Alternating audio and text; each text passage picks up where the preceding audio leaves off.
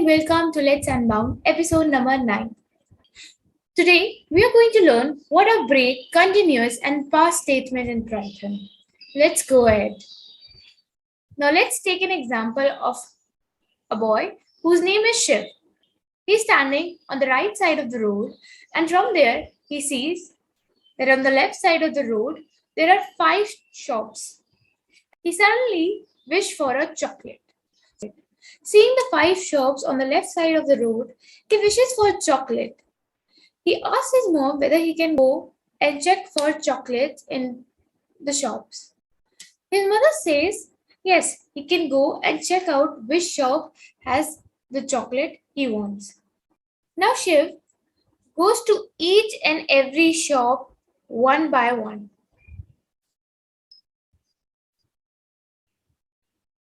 Now let's see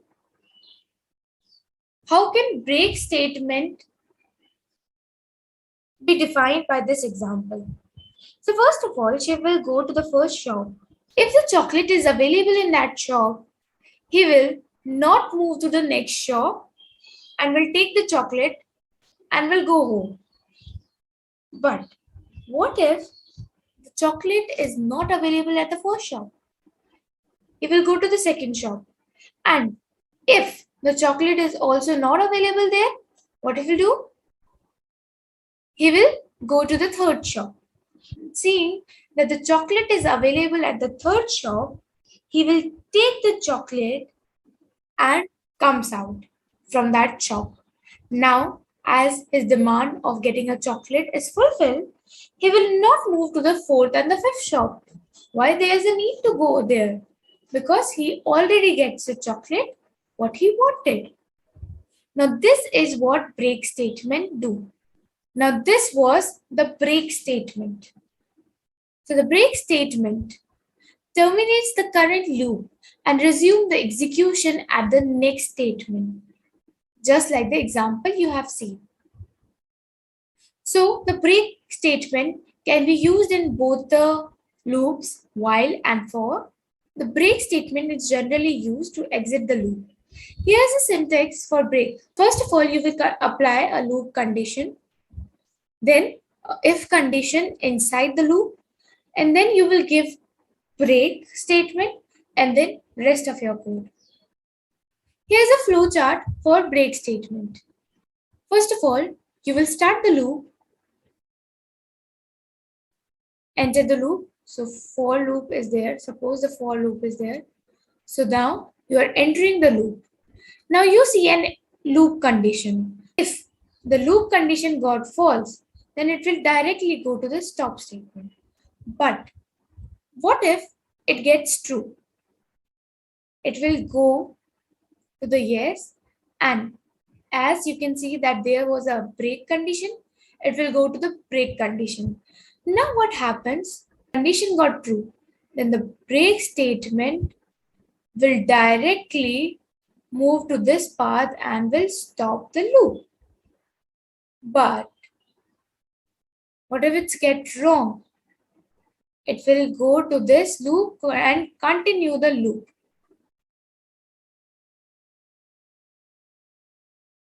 Here we are going to see a program. First of all, there is a for loop where it says a in the range of 5.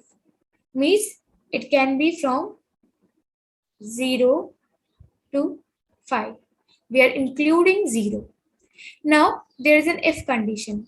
This if condition says a is equals to 2.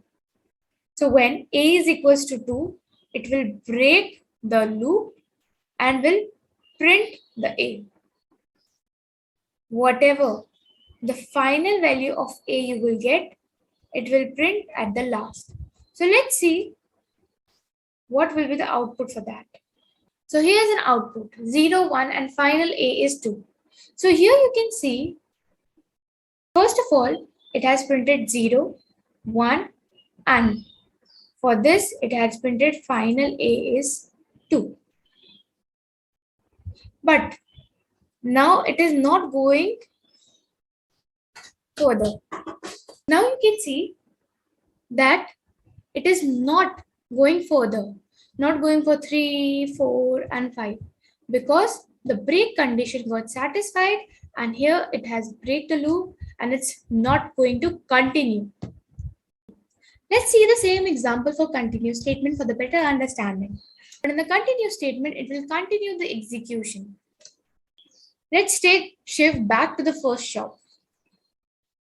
Now he crosses to the first shop and sees that the chocolate is not available. So what he will do? He will move to the next shop, which is the second shop. Now, as he is passing to the second shop, he sees that the shop is closed. So he will definitely not go further and will directly move to the third shop. So what do you get by this example? That he is continuing his search for the chocolate.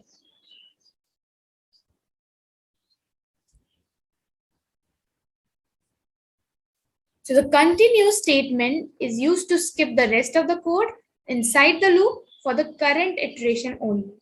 In the continue statement, it do not terminate. It continue from the next iteration. So the syntax remain the same. For first of all, the loop condition, then the if condition, and then continue statement, and then the rest of code. Now let's see the flowchart of this. First of all, it will enter the loop from the start statement, see the loops condition. Now, the difference here is if the condition got yes, then it will continue and will go to the loop condition. While in the condition of break, it had stopped the condition. So here,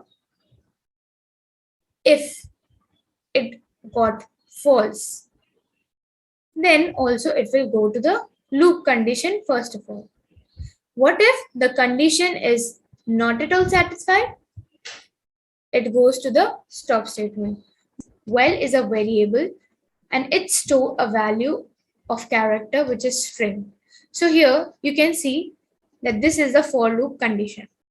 Now, if the variable stores the value I, means if the variable gets the value of I in the loop, then it says continue, print the variable and says print the end. Here's the output you can get. Now you can see that the string I is missing. Why is it so? Now as it says that it skipped the part continue from the next statement, just like the example. So I is close shop. Now let's see what is a pass statement. Pass statement is kind of similar to continue statement. In Python, as a syntax, we will use pass. Loop condition. If the condition got false, it will go to the stop statement. If it got true, it will go to the pass statement. Now, in the pass statement, if it says yes, just like continue statement, it will go to the loop condition again and will continue the loop. But if it gets false, again, it will go to the loop statement. So it will continue the loop again and again, just like the continue statement. But now you will be asking that what is the difference between continue and pass statement? The pass statement simply does nothing. It is used only when you create a method you don't want to implement at that moment. While the continue statement skip all the remaining statements in the loop and move the controls back to the top of the loop. Here you can identify what can be the output. Now, first of all, again, the C is a variable. It stored a char value, which is tools QA. If C is equals to Q, then it will pass. And now here you can see there is an else condition, which will say print C. So here you can see it hadn't printed Q because it's passing the statement. It's just like a card game or to any other game where you give the pass to other team player. And if you give the pass, your turn would be cancelled and the next player would get his turn and will play his turn. It's like that. Thanks for watching. Keep watching us. Like, share, and subscribe.